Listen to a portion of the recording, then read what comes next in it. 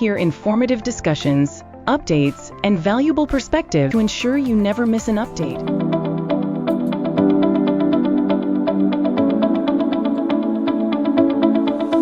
Thank you guys for coming here, and welcome everyone to another AMA with Crypto Solution. It's a big pleasure to have all of you here today. Thanks for joining us and taking the time to hear this awesome AMA.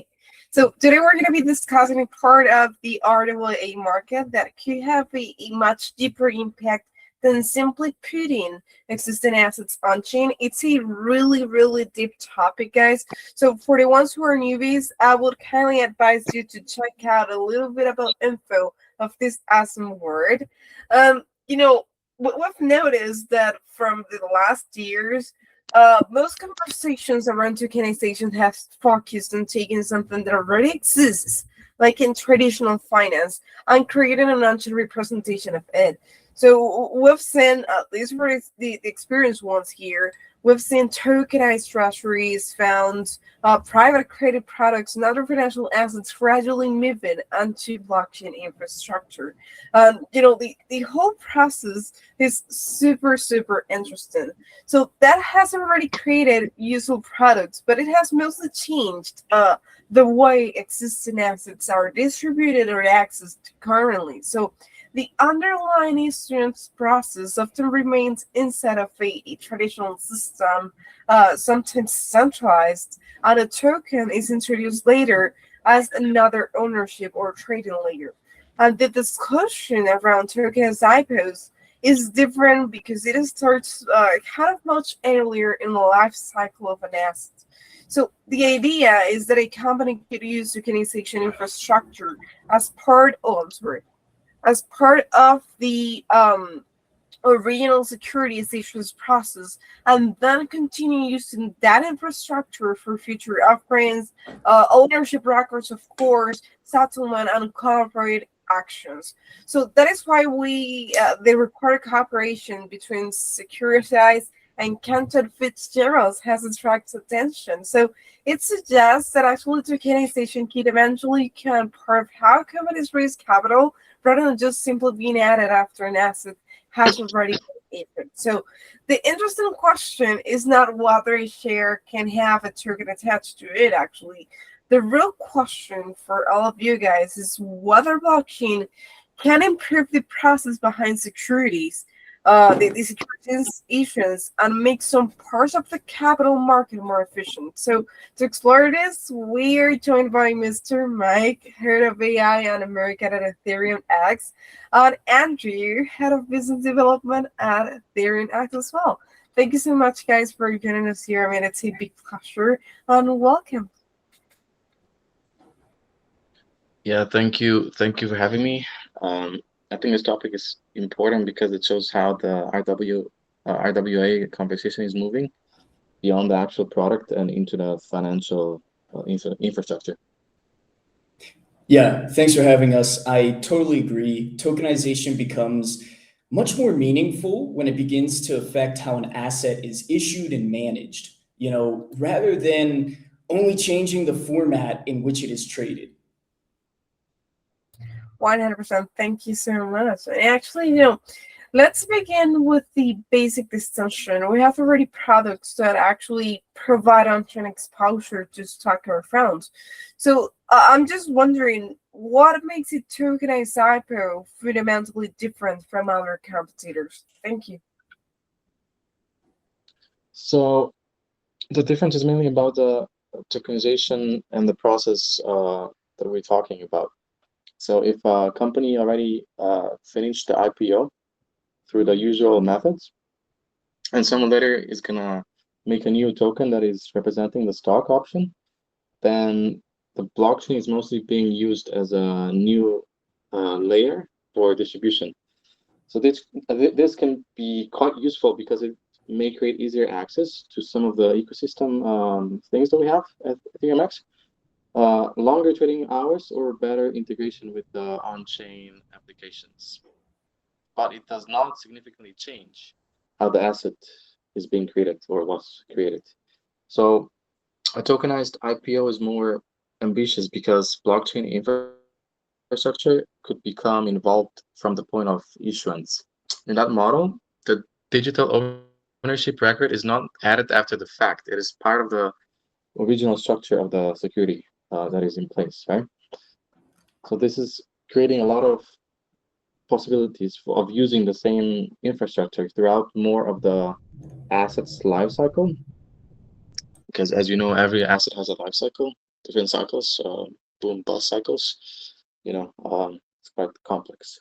But the issuer could use it for the initial offering and potentially continue using it for follow-on offerings, ownership transfers, investor communications, and other ongoing obligations. So I think that that is the point people sometimes miss.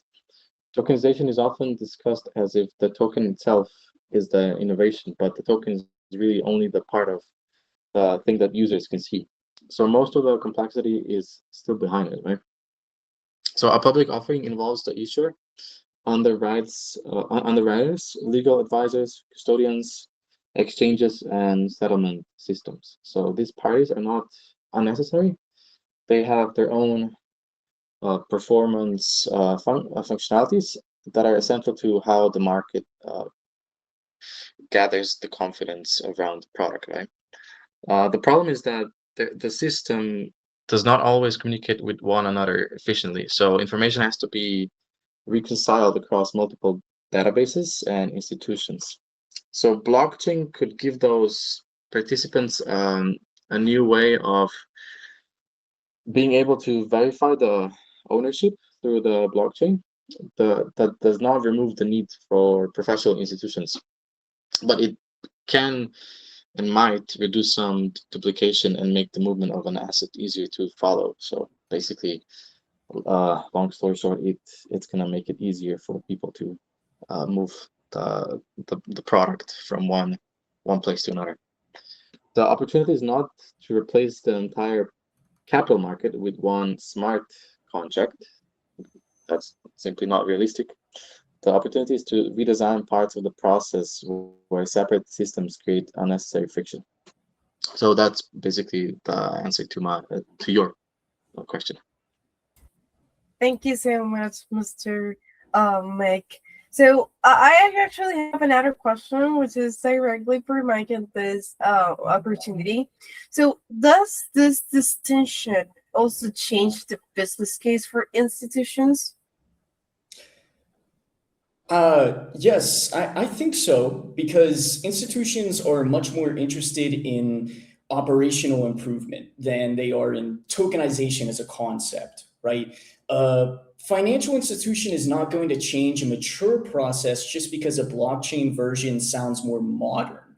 It needs to see a practical advantage. That advantage may come from, reducing manual reconciliation, improving the accuracy of ownership records, or even simplifying communication between the issuer and investors themselves. Distribution is another important part of this business case too. A company raising capital today usually accesses investors through, established banking and brokerage networks.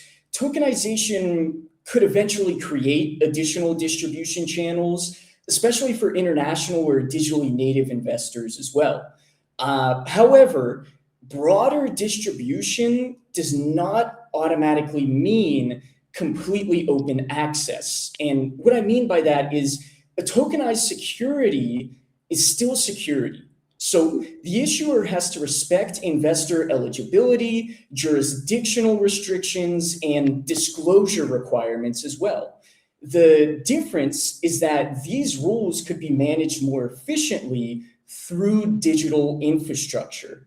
From a business development perspective, I think that is what makes tokenized issuance credible.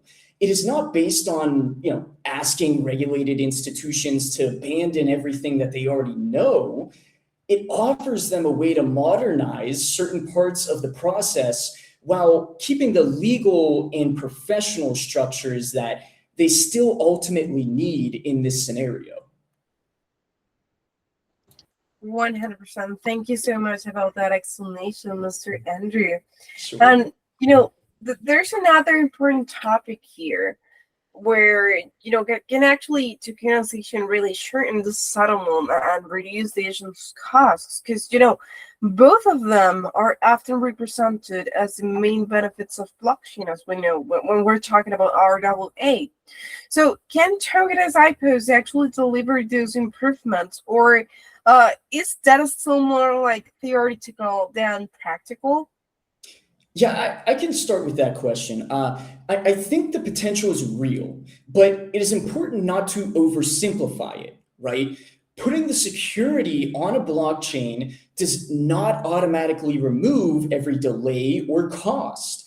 An IPO includes due diligence, legal documentation, valuation, investor marketing, and regulatory review. There's a lot that goes into this. So those activities will still exist because they are not simply technical inefficiencies in a sense, right? So the areas where blockchain may help are the parts that depend heavily on record keeping, reconciliation, and even settlement between different parties, right? In a traditional market, a completed trade may pass through several systems before the buyer is fully recorded as the owner and the seller receives the final settlement. That structure was created for good reasons, of course, but it also reflects the limitations of the older infrastructure. A tokenized system could allow the transfer of ownership and the movement of payment to happen in a more coordinated way. If both the security and the settlement asset exist on a compatible digital rail, delivery and payment can be linked more directly, right? So that may reduce counterparty exposure during the settlement period, but the actual improvement will depend on the whole market structure. So if the token moves instantly while the cash, custody, and compliance processes remain slow, the benefit will be significantly smaller, right? So the same is true for issuance costs. Tokenization may reduce some of the operational expenses, but it will not eliminate the need for underwriters, lawyers, or even regulators in that sense, right? So in the early stage, it may even add cost because issuers have to support both traditional and blockchain infrastructure at the same time. So the cost advantage is more likely to become visible once the technology is used repeatedly and at scale for quite some time, right? A company that uses the same system for its IPO, future capital raises, and investor management may gain more value than a company that just uses tokenization for only a single offering.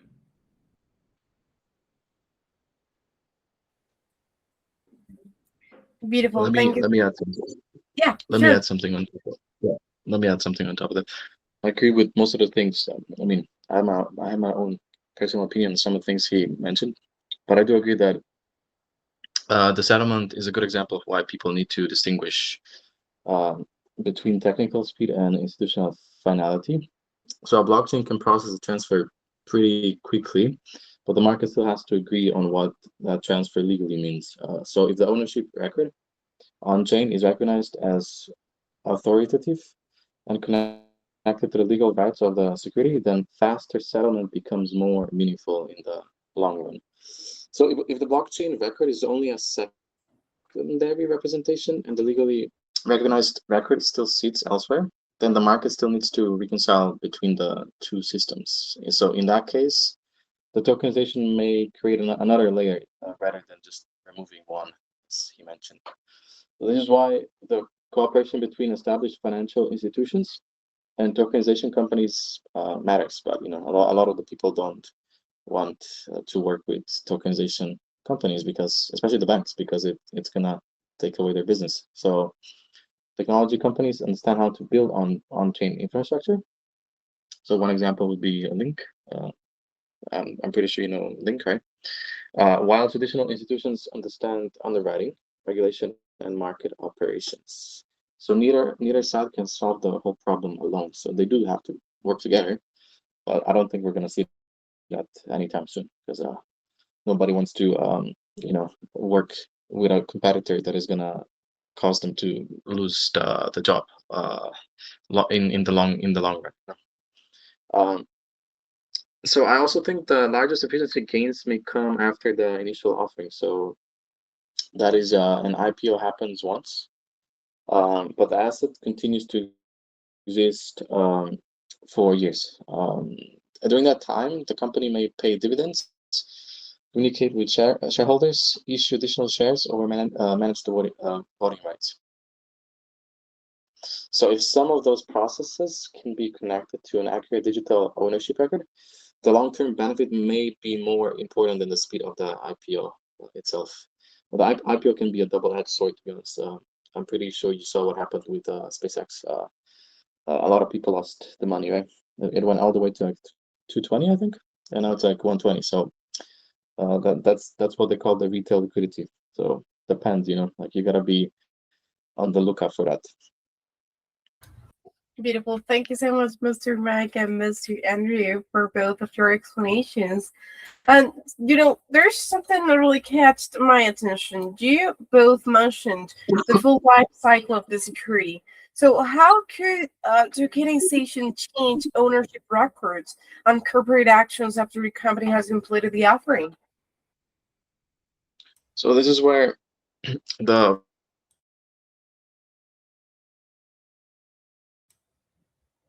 in the past it was quite slow because the AI was not as developed now, as well as now. Now it's pretty easy to change the code with the AI and every AI agent that we have. So the company often does not have a direct relationship with every beneficial owner of its share or shares. Ownership may be represented through brokers, custodians, and nominee structures. So that system works, but it can make the communication and record keeping complicated. So it's not that easy to see what's happening, basically, right? So a properly designed tokenized security could provide a more current view of eligible ownership, although privacy would still need to be protected, of course. But privacy is a big problem even now because you can see all of the transactions happening on blockchain. So you don't really have a lot of privacy. If they know your address, then they know who you are. So you will not have any privacy. The issuer would not necessarily see every investor's personal details publicly, but authorized parties could verify that ownership and eligibility requirements had been met. But that's not really the case, like I can, like if I know someone's wallet, I can check it on the BSC scan like right now. So that's not really the case, it depends. So that could improve how the company manages certain corporate actions. So for example, when a dividend is announced, the distribution process could be connected more directly to the ownership record. Voting could also become easier to administer because the system would have a clearer record of who was entitled to participate at the relevant time. So that's basically like who gets to vote, how many votes do you have when something happens, depending on how many stocks you have, right? That's like the next phase. However, we need to be careful with the word automatic. So a smart contract can execute a rule, but someone still has to define how the rule actually works correctly and make sure it reflects the legal obligation of the contract. So that's basically where the lawyers come in place and all that mumbo jumbo, which I'm not really a fan of, but every company needs that. So corporate actions can involve the exceptions. They can also dispute and change the regulations. So the system needs a governance and legal framework for handling those situations. So pure automation is not always the goal. Reliable execution is more important. So that basically means like you still need someone to oversee what's happening, even though your system is semi-automated. Because I don't think we're never going to have a system that's going to be fully automated because of the AI does not think the same as a human. Like it thinks more logically. Humans think more with emotions. So you cannot have just AI. maybe in the future, but I don't see that happening for the next at least 10, 20 years. So this is also an area where AI could become useful. So AI could help the institutions review large amounts of ownership information and identify unusual activity or process that is behind the corporate documentation. But the AI should also support the system rather than becoming an unaccountable decision maker. So I hope that kind of explained some of the things that you were asking me. Yeah, no, I agree with your side as well, Mike. And if I could just jump in here, from the commercial side, right? Better ownership infrastructure could also improve the relationship between the issuer and the market. So companies spend a lot of time managing investor communication, right? It's something that companies are doing very often. They have teams dedicated to doing it 24/7. So they need to know who their investors are, understand changes in the shareholder base, and make sure information reaches the right people. So a more connected digital ownership system may allow companies to manage those relationships more efficiently. It could also make certain forms of capital raising more flexible too. So suppose, I don't know, a company completes an ITO, initial tokenized offering, and later wants to issue additional shares, right? This is something that has happened many times before. If the investor eligibility framework and the ownership infrastructure are already in place, the follow-on offering could be much easier to organize rather than starting from the very beginning with a totally separate system. Right? So that does not mean companies will constantly issue new securities without restriction, market conditions, and investor protection. It'll still matter, right? But the infrastructure could make legitimate fundraising much more efficient. So I think this is why tokenized IPOs are more important than tokenized trading alone. So trading attracts attention because it is visible, but issuers care about the entire relationship with capital markets as a whole. So that's my little 2 cents there as well. Thank you so much, guys. There's a really interesting topic where we got to the point where we asked ourselves, okay, those tokenizations make investors more accessible for both type of investors, the newbies, the proud ones. It's a really common argument on whether it can give more investors access to assets that are currently difficult to buy. So is there a realistic benefit of tokenized IPOs? Thank you. Yeah, I could start there, Mike, if that's okay. I think that it can improve access, but probably not in the completely permissionless way that some people are already thinking, that some people are already imagining, right? So a public blockchain can be accessed globally by anyone all around the world if you just have a computer, an iPhone, or an Android, or even an old Nokia, and you download whatever you got to download on there. It's pretty crazy, right? But securities remain subject to local laws. An issuer cannot simply make a regulated equity product available to every wallet in every single country of the world. Right? So what tokenization can do is make the approved access process much more efficient. So an investor may complete identity and eligibility checks through a digital system, and the token can then recognize whether that investor is allowed to hold or trade it. So this is more restrictive than crypto native DeFi, but it may still be flexible, more flexible than traditional market access. So smaller investment sizes, broader digital distribution, and more efficient cross-border processes could eventually bring these assets to a larger group of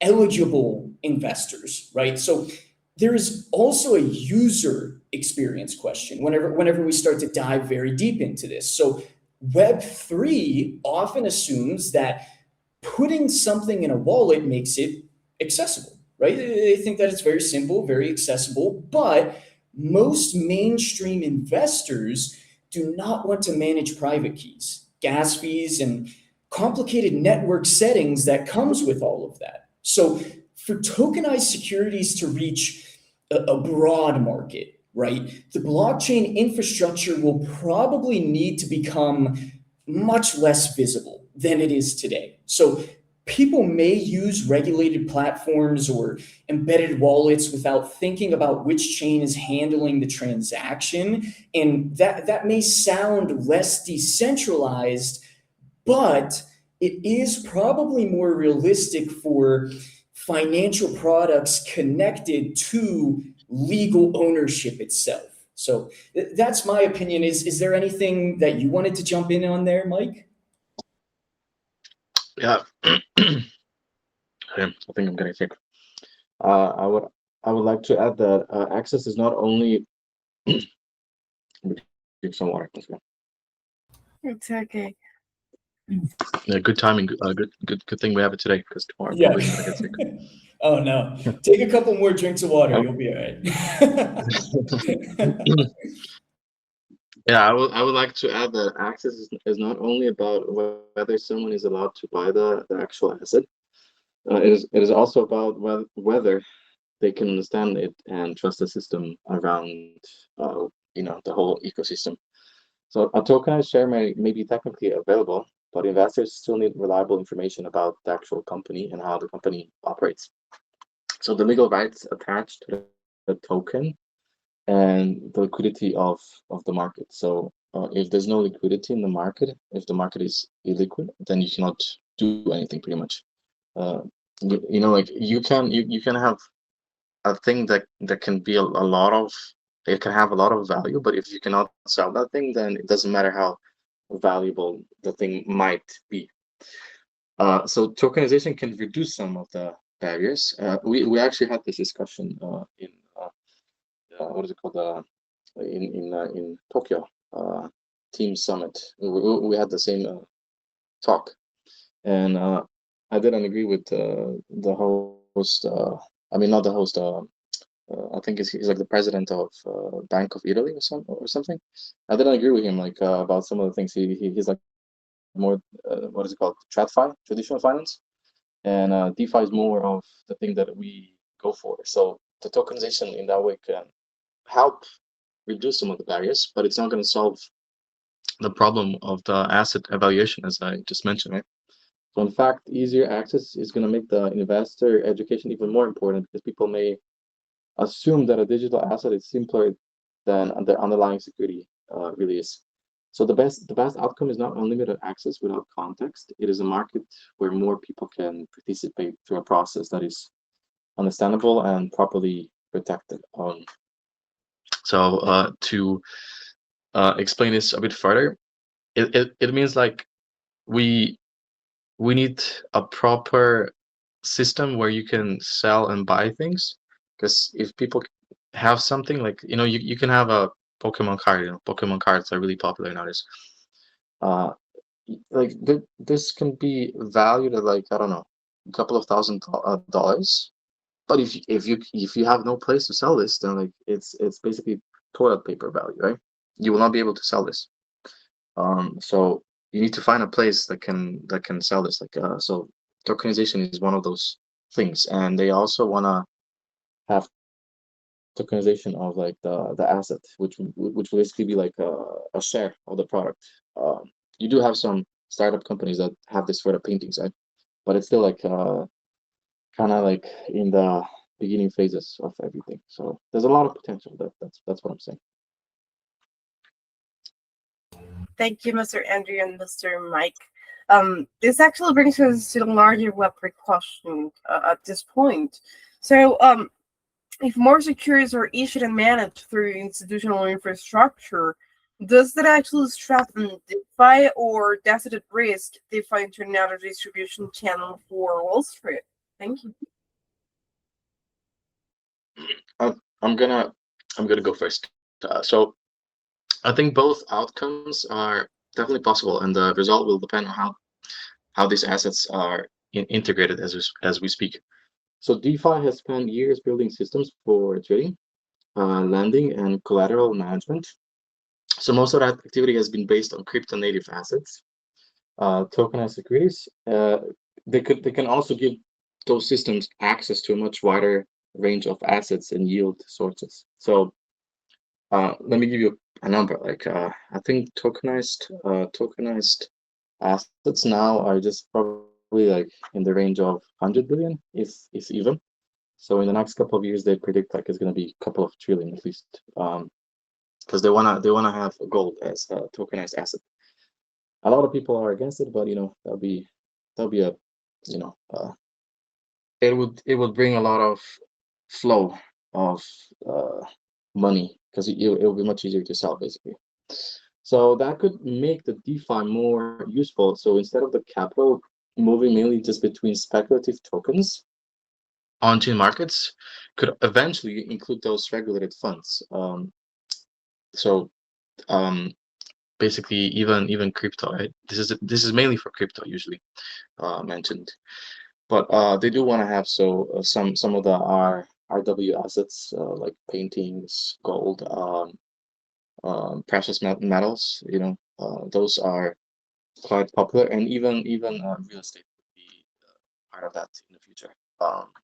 It's still kind of in the inception phase, so I cannot really say that it's kind of successful as of yet. But if we have this conversation in 10 years, probably there's going to be a lot of real world assets on that are tokenized basically. So at the same time, these assets will bring some restrictions that do not exist in fully permissionless markets. So they may only be transferable between verified participants, and they may depend on a regulated issuer or a custodian. So DeFi will need to become more comfortable with different levels of openness. Some markets will remain permissionless, while others will operate through compliance-aware protocols or approved interfaces. Sounds really complicated, but basically means that you're going to have different levels of documents for every thing that you have. So some might need your KPI, some may not. That's basically what I'm talking about. So I do not think that that's automatically going to destroy the value of DeFi. Transparency and programmability can still improve financial products even when access is being regulated. So same thing with Bitcoin, as we saw. Bitcoin also went quite high last year, even though it was regulated finally. So the same thing is probably going to happen with tokenized assets in the future. So I do not think that the danger is that blockchain becomes only a technical backend while users gain none of the visibility or control that made Web3 different. So as long as the product remains opaque and every meaningful decision is controlled off-chain, then the actual token itself adds very little of value. So DeFi should not reject the assets, traditional institutional assets, but it should make sure that integration creates a genuine improvement of those assets. Users should be able to understand the structure and verify important information about the asset that they are handling. So you need to be quite on your guard to see which asset has actual value. There's a lot of valueless assets out there now that might seem that they have value, but they don't. So be on the lookout. It's not easy to spot those nowadays. I think Andrew also will have something to add on top of that. So I'll give him the word now. Yeah, sure. I'll jump in here. You definitely have to be safe in the markets nowadays with everything coming out. But from the business side, right, from my side, I think the relationship will be more cooperative rather than more competitive, right? And what I mean by that is traditional institutions control most of the real assets and have the legal ability to issue them, right? So DeFi cannot simply create authentic public equity without working with the issuer, right? So the issuer is still needed. The underwriter and the relevant regulators, they're all still needed, right? So on the other hand, though, traditional institutions do not have the same experience with open digital markets, wallet-based distribution, as well as programmable liquidity. There's a natural reason for the two sides to work together. One is needed because the regulators, underwriters, and we have all of the experience to help them, and we all come together, right? So the realistic opportunity is not for DeFi to, in a sense, replace Wall Street, right? That's not the aim. That's not the goal here. But it's for Wall Street to absorb, or not even for Wall Street to absorb DeFi either. So it is to combine institutional assets with better digital infrastructure. So that may reduce some of the original imagination around fully decentralized finance, but it could also give blockchain a much larger role in the real world economy. So Web3 has struggled to attract consistent user growth outside trading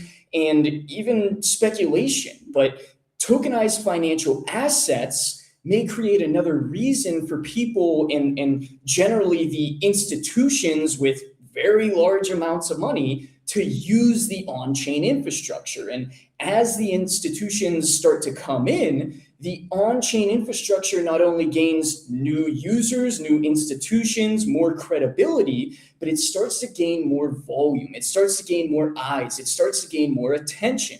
And in today's economy, attention is incredibly important. And when you have the attention of these institutions and they're starting to utilize it, that then builds trust. So with all of that coming together, on-chain infrastructure and on-chain activity will just continue to grow rather than just be speculation at that point. But that's, yeah, that's what I feel about that.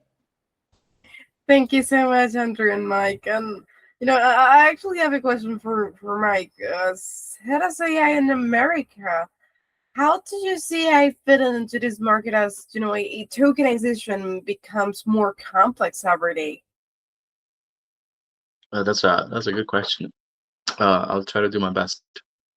So the AI is relevant because tokenization does not make the financial products simple. So in many cases, it's going to create more information for investors and institutions to process.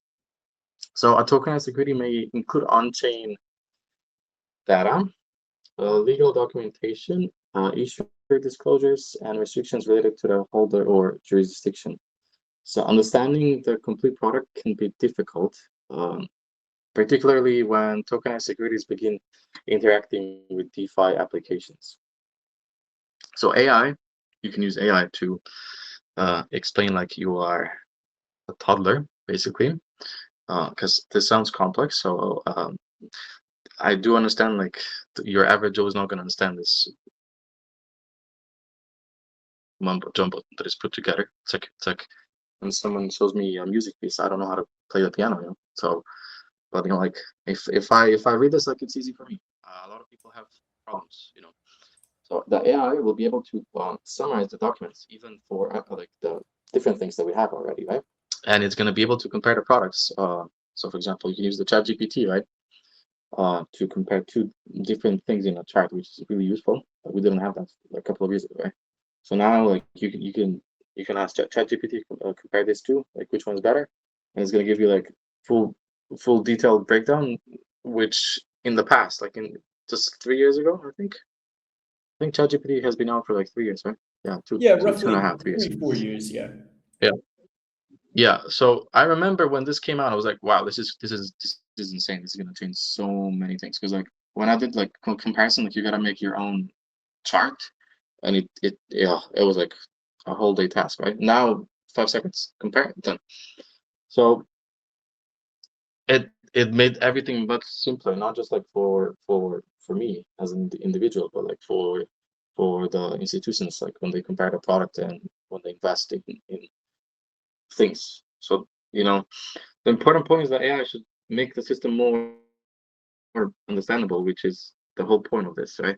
But it should not hide the reasoning behind the decision or encourage users to trust an automated recommendation without knowing the basis for it. So I do have some problems with AI. I'm not gonna mention which one because might be some legal issues, but like some AI chatbots, agents, whatever you want to call them, they are really biased to some things. So I don't like to use those because, like they're good for some of the things, but you should avoid them for some of the things because they will not give you the correct answer just because it doesn't fit the agenda of the company. So you got to be also careful when it comes to that. So if they don't like your company, then tough luck, and you cannot do anything, because they're trained with the data from all those websites that are quite biased, and you're not going to be able to do anything because this is like the default programming for them. So at AetheriumX, we have consistently viewed AI as a decision support and execution assistance layer. So that basically means that it's not the only thing that comes into play when we make the decision. Like we need someone to go over that thing, because I just mentioned before that AI can also be quite biased. So you got to be careful when you use the AI. A lot of people nowadays have problems with understanding that people have their own agendas, and you got to be cognizant of that. So that is especially relevant here because the combination of traditional assets and the on-chain markets will create new forms of complexity. And if you don't know what's going on, then you're going to be, you're probably going to lose money for the company, which is not a good thing.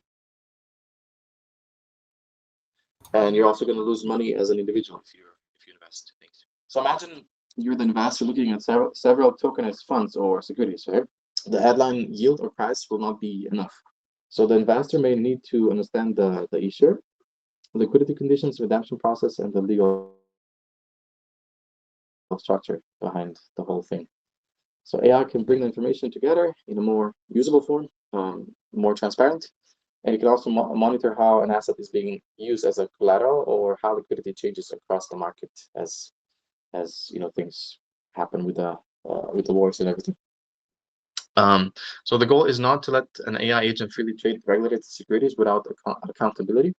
The goal is to improve the quality of information and help users make more informed decisions. I keep reading those old articles about Bitcoin. And now I can actually mention which websites they are, because it's a long time ago. I think it was Guardian or something, and also CNN and Fox News and all of that stuff. They were reporting 5 years ago how bad Bitcoin is, and there was I think the price was at the low. That was 2021 drop, right? So the problem is a lot of the AI agents, they are trained with the use of those articles, right? And that's going to cause a lot of problems, because when your data is limited to things that are basically biased, you will not have a good experience using those AIs. But I'm not going to mention which ones. Okay. No, I'm on the same page. I won't mention which ones either. But I also want to come in here. I also think that AI can help issuers and platforms serve a broader market overall, right? So as tokenized products reach more jurisdictions, the amount of information that needs to be managed increases very rapidly, very quickly, right? So different users may face different eligibility requirements or disclosure needs as well. So AI can help companies organize this complexity, which is a very big thing. It's something that companies can have a hard time keeping track of. So, but the final responsibility, at least to me, still belongs to the regulated parties. So it should improve operations, but not remove accountability as a whole. But that's just little 2 cents there to jump in there, Mike. You could go ahead, Melanie. Thank you so much, Andrea, about that. Let's close by looking at, right? What would be meaningful progress in tokenized IPOs? Or how do they look like over the next, I don't know, 3 or 5 years? I'll start there. Over the next 3 to 5 years. So I think, I think progress will probably look more gradual than the headlines suggest, right? Everyone wants to say, oh, this is happening right away. This is the next big thing. It's going to take over within the next 1 year, 2 years, 3 years, 5 years, right? But we may first see a limited number of issuers use tokenization alongside existing market infrastructure, right? Rather than all at once. So these offerings could target specific groups of investors or operate in selected jurisdictions where the framework is clearer, right? So if they're operating all across the world where different legal framework is not as clear, it's going to be very hard, right? There's going to be a lot of friction. So for it to operate firstly where legal framework is more clear, maybe it's not going to hit everyone all at once, but it'll give a good kind of base to build off of, right? So the early cases will be very important, right? Extremely important, because they will show whether tokenization creates a real improvement for the issuer investors. But if those offerings operate efficiently and build credible secondary liquidity, other companies will certainly pay attention, right? So again, we go back to who's paying attention, who's getting involved. Follow-on offerings may become an especially useful test overall. So once a company has issued tokenized securities and established its ownership infrastructure, using the same system to raise additional capital could demonstrate the long-term value much more clearly, right? Especially from the outside looking in. So I also expect more cooperation between tokenization platforms, even investment banks, custodians, all the way to exchanges as well, right? So no single company is likely to control the entire process, right? That's very likely not going to happen. In fact, I really don't believe it will. So the successful model will probably involve several institutions sharing compatible infrastructure. That way, everyone can be involved, everyone can be compatible with each other, and it accelerates the growth from there.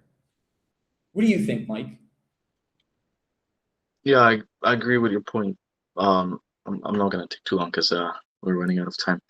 So I don't expect the traditional IPO markets to fully move on-chain in a few years, as I mentioned before, right? But I do expect the distinction between traditional and tokenized infrastructure to become less obvious as it is right now.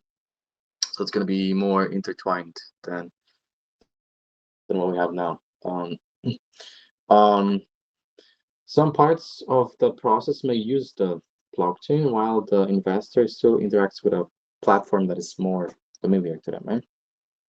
So it depends, I think we're going to have best of both things, maybe, but it's kind of hard to predict what's going to happen. The user may not even realize that ownership and settlement are being handled through tokenization infrastructure, which already does in some cases, to be honest, or at least like the technology behind it.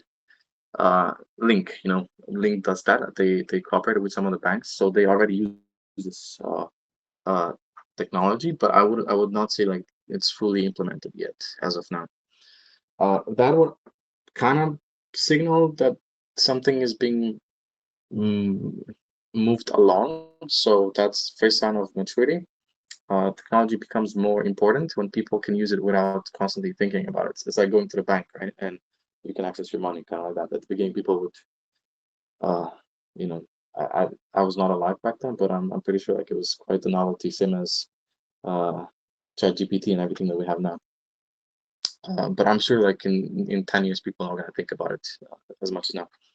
So the longer term change is that financial assets may become easier to integrate with other systems. A tokenized security could potentially be used in a compliant lending market or included in an automated treasury strategy. So, like the lending market that we're talking about, for example, Aave. Aave is the liquidity provider, right? Aave is the token that issues liquidity to a lot of the protocols on the chain. I'm pretty sure like a lot of people have no clue what Aave is, but it kind of serves as a bank token in a way. So it's like a tokenized asset that does a lot of work for the tokens that need liquidity. So you cannot sell anything if there's no liquidity available. So we are quite early, and I think like in the future more people are gonna know this legal framework, but still a lot of the technical questions are gonna remain now and later on. The direction is becoming more clear. So RWA is moving from representing existing assets to participating in the creation and management of new ones. So I don't think we're gonna see tokenized gold anytime soon, because there's too many people that have their own vested interest. So, you know, if they let go of their monopoly, they're gonna lose a lot of money. You know, we're talking about New York traders, the old money, and you know, they don't want to do that. So, but we might see like some new assets like real estate if that's gonna happen, like maybe new ones, maybe not the old ones, or I don't know, like some different kinds of technologies that might come out of the woodwork in the next couple of years because of the AI.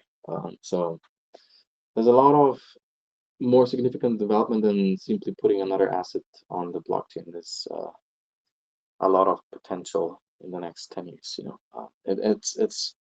it's the growth has been not. I would not say the growth has been steady. It's been exponential. So I'm kind of scared of what's going to happen in the next 10 to 20 years, because like when I was a kid, the world was a bit different than it is now.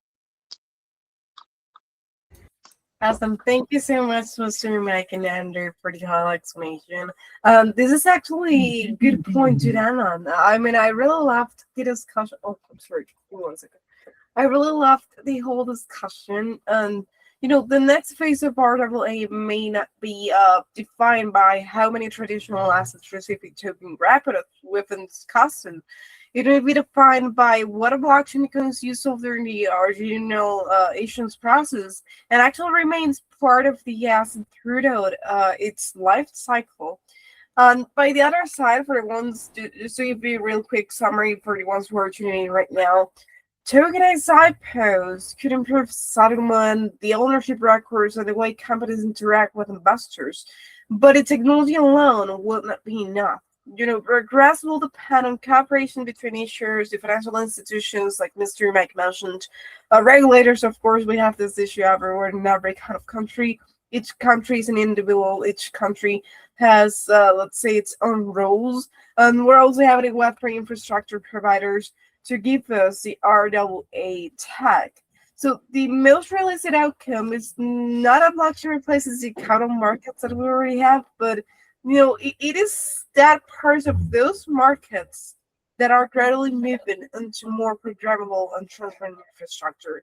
Again, Mike, Mr. Andrew, thank you, both of you, for joining us. You really gave an amazing explanation when it comes to these, you know, technical terms.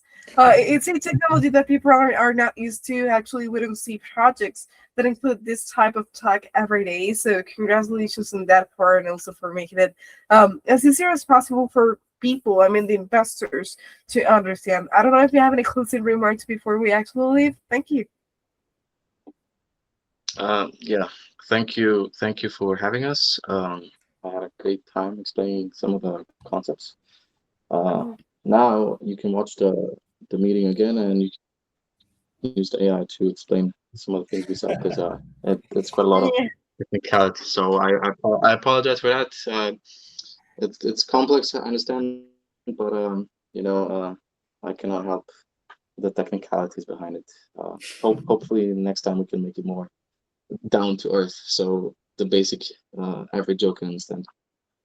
Yeah, well, I mean, I think that's a great full circle way to end it, right? To have the people go to AI to review what we just talked about and explain it to them. But no, seriously, thanks for having us. It was a great discussion. I had a great time as well. Mike, I hope you start to feel better, get over your sickness a little bit. And Melanie, it was a pleasure, just being on this live stream with you today. So thank you both. Beautiful. Thank you so much, Mr. Andrew, Mr. Mike. I hope to see you soon with another AMA. And for the ones watching at the moment, thanks for joining us till now. Until the end of the AMA. We will be having more sessions with AetheriumX within the future. So you can follow them. All the links are going to be pinned right here in Binance Plus and Telegram. Remember, the channel is called Crypto Solution. And if you want to talk more about RWA, tokenization and DeFi, this is the perfect project for all of you guys. Thank you and see you soon. Bye-bye. Bye-bye. Thank you again.